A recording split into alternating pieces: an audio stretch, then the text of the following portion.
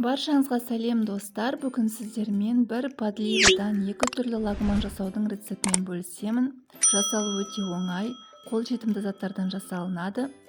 Ең басы уақыттарыңызды үнемдейсіздер және өте дәмді болып шығады. Ол үшін видеоның соңына дейін көріп, тіркелуді ұмытпаңыздар.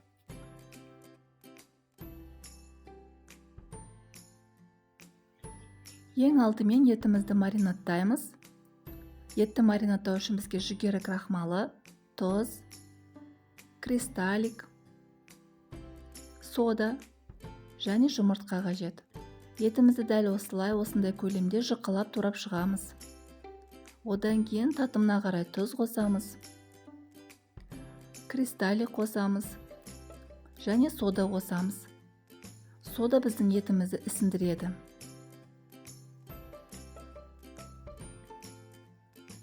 Одан кейін жұмыртқаның жартысын қосамыз.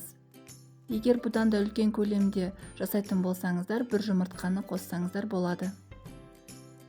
Барлығын араластырып болғаннан кейін, артынан жүгері крахмалын қосамыз. Жүгері крахмалы біздің етімізді жұмсартады. Барлығын араластырып болғаннан кейін бетін жауып тоңазытқышқа 3 сағатқа қоямыз. Кем дегенде 3 сағат, ең көп дегенде 5 күнге дейін тұра береді. Подлива жасау үшін тағы бізге пекинский капуста, пияз және осындай полугоркий перец қажет болады. Көкөністерді видеодағыдай турап шығамыз.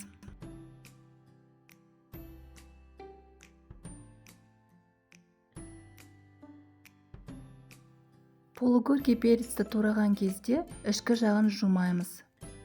Дәл видеодағыдай турап шығамыз.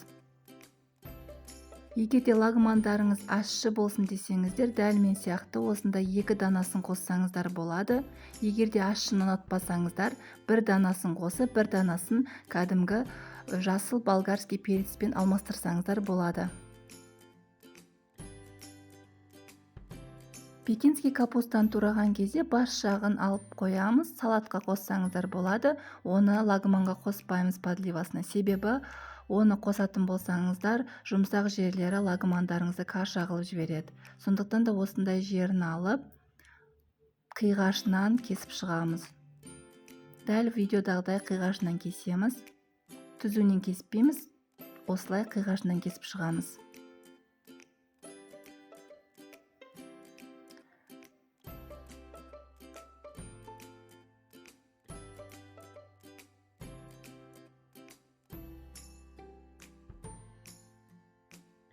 Қызып тұрған сковородкаға сұйық май құйып, маринадталған етімізді саламыз.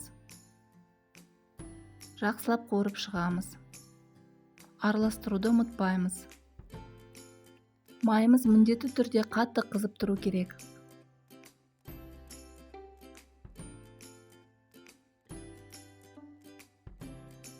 Етіміз жақсы пісу үшін кішкене су құйып, пісіріп аламыз.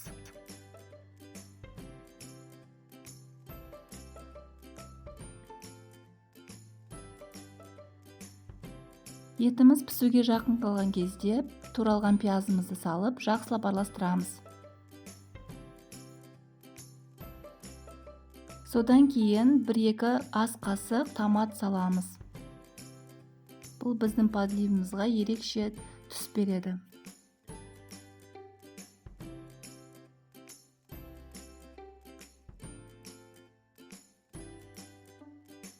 Содан кейін суы тартылғаннан кейін пекинский капустамызды саламыз.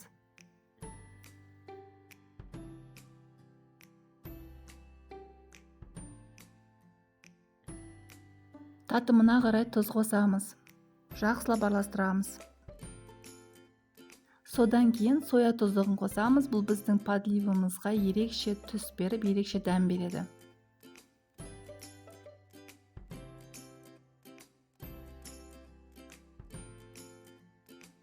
Бес минуттай қуырылғаннан кейін полугоркий перецтерімізді салып, жақсылап араластырамыз.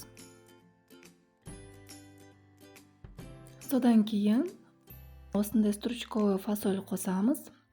Қоспасаңыздар да болады, бірақ қоссаңыздар ерекше дәм береді. Менде замороженный түрі, бір алып қойсаңыздар ұзаққа жететін болады.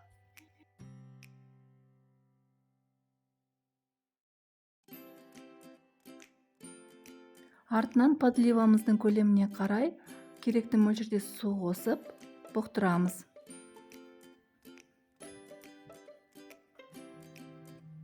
Жақсылап араластырамыз. Қайнағаннан кейін бетін жауып 5 минуттай бұқтырамыз. 5 минуттан кейін біздің подливамыз дайын болды. Дайын болған подливаны лагман қамырының үстіне құямыз. Лагман қамырының рецептісі менің каналымда бар. Ссылкасын видеоның астына қалдырып кетемін.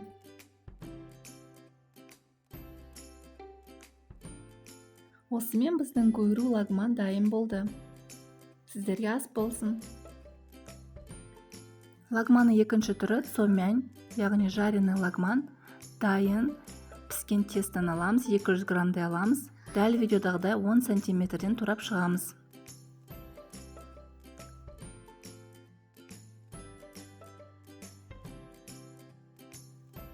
Сковородкаға лагманның тестасын салып, артынан 2 ожау лагманның подливасын құямыз.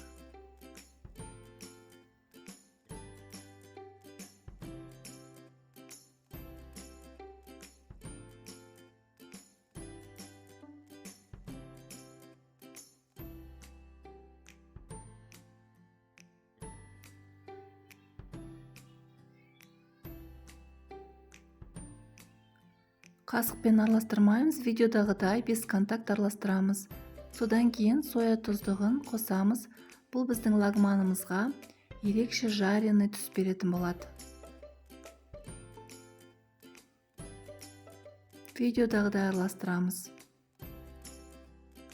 Суы тартылғанша қуырамыз. Суы тартылды, біздің лагманымыз дайын болды. Егер видео сіздерге ұнаса, комментарий қалдырып лайк басуды ұмытпаңыздар.